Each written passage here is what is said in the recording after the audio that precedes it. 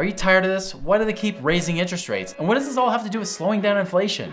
Well, in this video, I'm gonna explain just that. So stick around for why knowing this will actually help your financial future. Okay, so let's just start with this. Like, what do the interest rates have to do with inflation in the first place? Now, we all have heard the feds, right? The feds, the Federal Reserve. Who is the Federal Reserve? Well, one, they're not federal, and two, they don't really have a reserve. Not much of one, at least. The Federal Reserve, to put it simply, are bankers, right? These are the big bankers of the country. They even have bankers around the world. You have the different, European central banks and all this kind of stuff going on around there. Well, with us in America, we have the Federal Reserve. Their whole job, most people think it's trying to control inflation. Although that's part of it, that's not totally true. The Fed's job, number one job, is actually to protect the value of the US dollar. And they are bankers. So first and foremost, they really are trying to protect and help keep the banking system going. Now, really when you talk about the economy and everything else, the economy is really made up of two things. It's talking about liquidity and it's talking about credit, right? Liquidity and credit. Now, what do I mean by liquidity? It means how easy is it to get to cash, right? How easy is cash available to us? Not just for lending, but just in general, right? Are we liquid? When we talk about our personal financial situation, if we're liquid, it means we have savings, right? We have money we can get to, we can pull out. So illiquid assets would be like your 401k, because you can't just pull it out whenever you feel like because it's locked up because of your employer, right? Same thing with house equity. You can't just pull the money out unless, of course, you ask, the bank, like they're your mom and dad, for permission to be able to get money out of your house.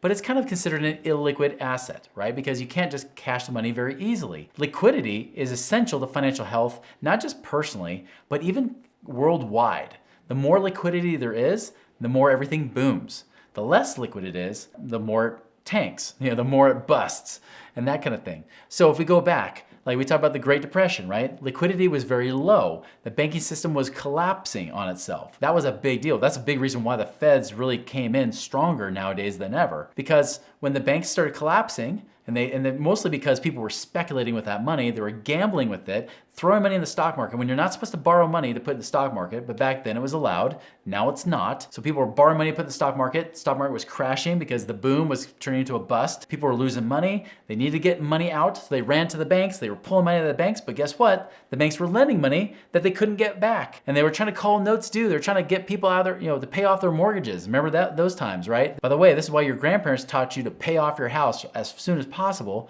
because they saw the pain when the banks called those mortgages, those notes, due. And they're like, hey, it's all due right now. It's not just making the payment, you gotta pay it all right now.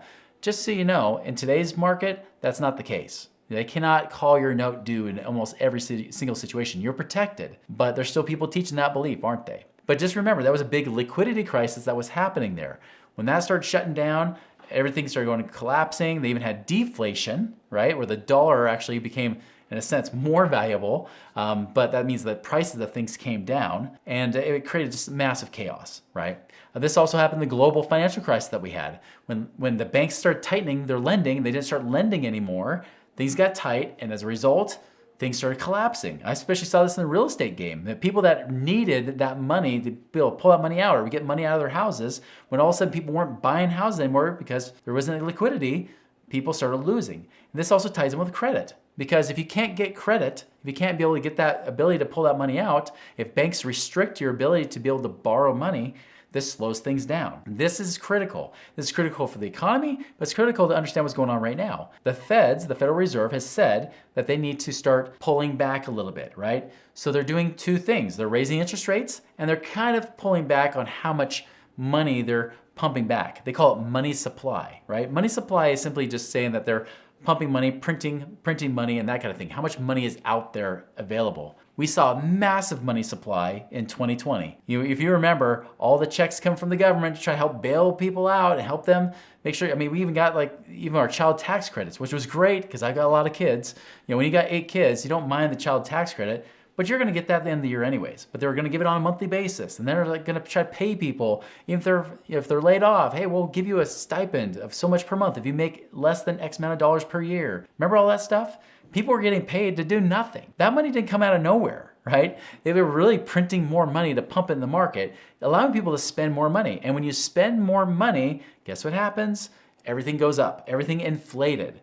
And so with 2020 and 2021, we saw prices skyrocket. Federal Reserve finally in 2022, in my opinion, way too late, said let's do our usual method to slow down spending, which is raising interest rates. Because when interest rates were low, I took advantage of it too. Like if I knew I could borrow money at 3% or even less, I bought a house and we got a first mortgage, even on a big mortgage, at 2.75%. I mean, that's dirt cheap. That's way less than inflation. I'm actually winning every year. This is what the government does, right? This is why the government never pays off their debt, because they know that the interest rate they're paying on their bonds, their debt that people buy and invest in, it's way less than what inflation is. So the government never wants to pay off their debt because they know they're going to make money off of that debt. I was doing the same thing. Companies are doing the same thing, especially tech companies. Tech companies were borrowing money from people at cheap rates, using it in their company where it may or may not have made them more money. So of course, when they start raising those rates, when they start raising those shorter term rates, that creates a squeeze. It creates a squeeze on some people, even in the real estate game,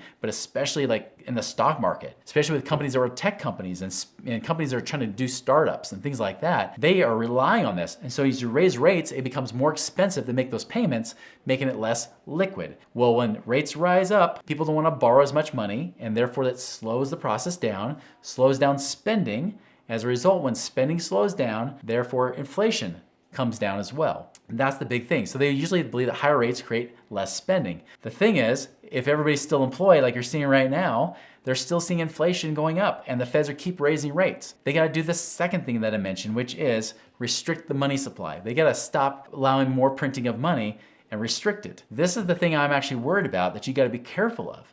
Because if they restrict that money supply, this is when the economy can actually become in worse shape than what you're seeing today. Just like the last global financial crisis, when everybody stops spending money, when people stop exchanging money and spending money, when people stop getting paid, then you stop getting paid. That's the important thing to remember. So be watching for that. Listen to those two things, liquidity and credit. What's that money supply? What's happening? And you'll see that you'll realize that what's going on with the feds right now, they're trying to control interest rates, but their interest rates are affecting things. But in reality, we're really just seeing the fact that they're just guessing. They're just hoping that they get this right. So guys, by the way, if you haven't done so, like and subscribe on our videos. Comment, what are you seeing right now? What are your concerns about what you're seeing with rising interest rates and inflation? Do you think it's gonna come down, or do you think things are gonna get worse? I would love to hear your thoughts. By the way, if you think this video is good, check out this next one, how to invest in stocks as a teenager.